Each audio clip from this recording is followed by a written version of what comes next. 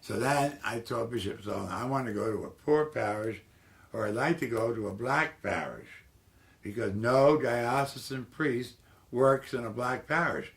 They always consider them colored people. They're missionary people. You know, they're not quite up to par. And so we have religious who take care of them. So if you look, before I went to St. Mary's, every parish in Richmond Diocese, which had a progressive bishop, but, you know, things get institutionalized.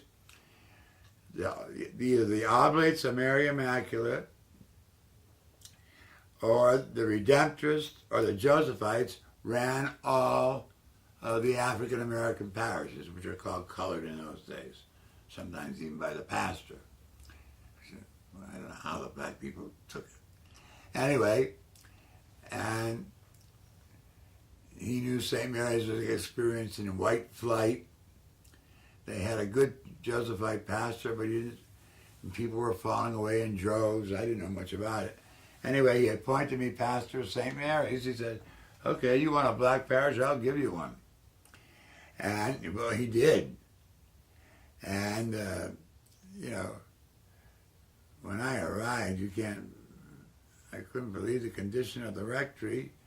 The church was falling apart, not because of the black people, but because of the white people who had all run away. And in the beginning, it was very, very difficult, because my main mission was to get the people to being blackized.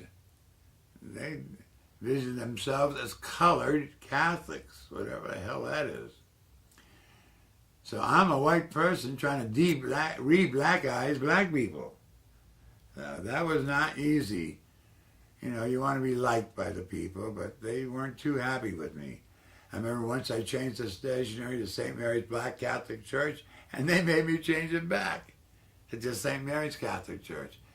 I knew why, but I said, we got to get black. And I had several speakers come in, national speakers, and actually the people were honest, and they got back to being the black cells the way they should have been.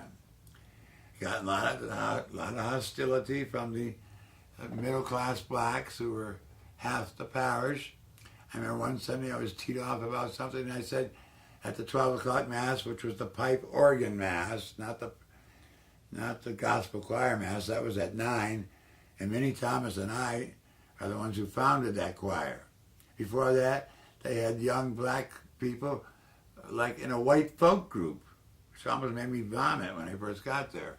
But anyway, we got to the gospel choir Mass, and after a while I found a wonderful, creative choir master, an organist, so he was fabulous, but he died of AIDS at 33. Anyway, he had the best gospel choir in Norfolk, barring better than any Protestant church. Sophisticated, and they weren't screamers or shouters. They were real musical people. And of course we were very proud of them. But the older Catholics didn't like that black stuff. So they came to the 12 o'clock Mass, which I got mad one Sunday, I said, which I called the High Yeller Mass, to tease them. But it's pretty serious stuff to tease people about, but you know me. So I teased them. But one Sunday I said, you know, what are we going to do? We're African, you're African American. I said, the trouble with you all is you all been de-blackized and Romanized. They never forgot that. For about 4 months, not too many people talked to me after the 12 o'clock Mass. But I knew I was right. And I was backed by people like George Jones and Minnie Thomas and some of the other people. Many who have, not them, but other people, there were about 400 or 500 who would come back to the church. They wanted a black church, as any ass would expect. So that was a tough period of my life. Plus I was heavy into drinking. But I was still working, doing my duty. But, you know, was no excuse. But then, you know, you had to put up all the hostility of the blacks against the whites. And then all the people who had been forgotten and who were outside the main economic stream, who lived in all the 12 housing projects around St. Mary's.